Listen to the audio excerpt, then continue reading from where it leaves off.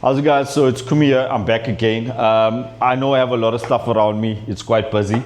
But one of the reasons why we're doing this today is to show you guys how to determine whether you have water in your ethanol. So as we know, ethanol is hygroscopic. It attracts moisture. Water is almost the same color as ethanol, obviously depending on whether the ethanol has additives or not. And it's a very simple process that could save you thousands and thousands of rands, but ultimately protect your engine.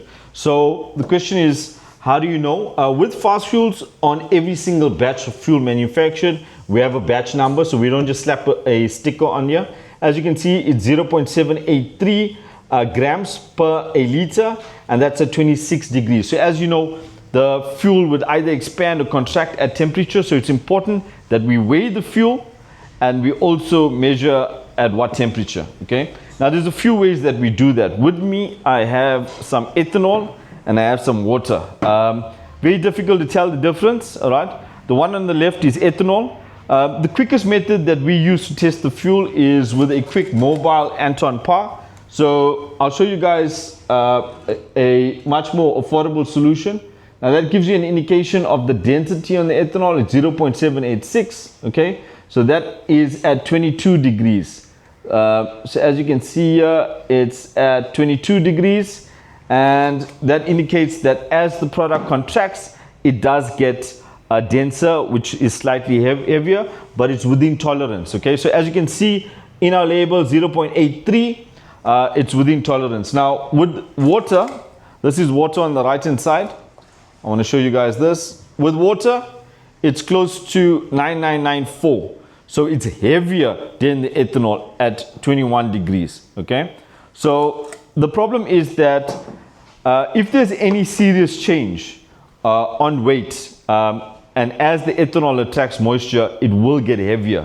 So the question is, how do we pick it up? One part is, if you don't have a DMX35, which I presume you wouldn't, you can purchase a hydrometer. Now this is a very basic instrument. The density range is from 750 to 800. Anything past 790 or 795 is a problem, okay? But it gives you an indication. So very simple.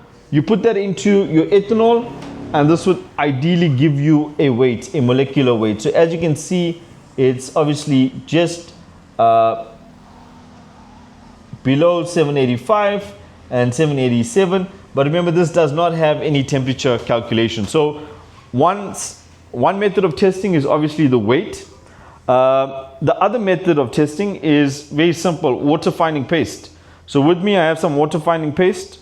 Very easy to get. You can either purchase this from us or from any petroleum supplier.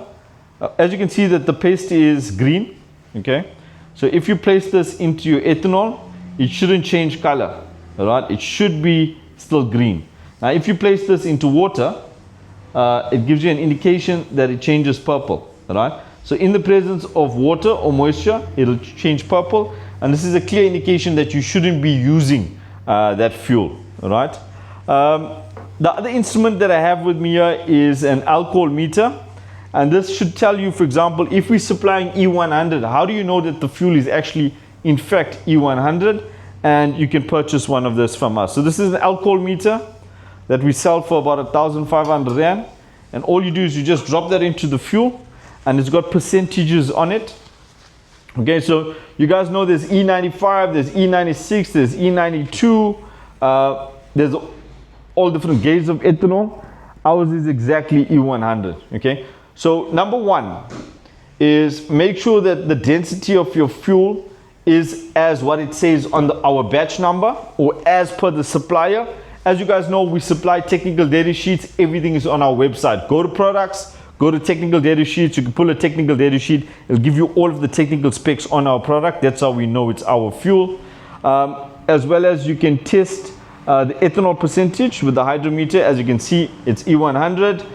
You can use alcohol meter. This is a hydrometer. You can test the density to make sure it matches exactly the same, or you can use water finding paste to make sure that you don't have any water in your fuel. Okay, so please as I said, comment. We're gonna do another video. We're basically gonna show you what happens with ethanol water and fuel when it mixes.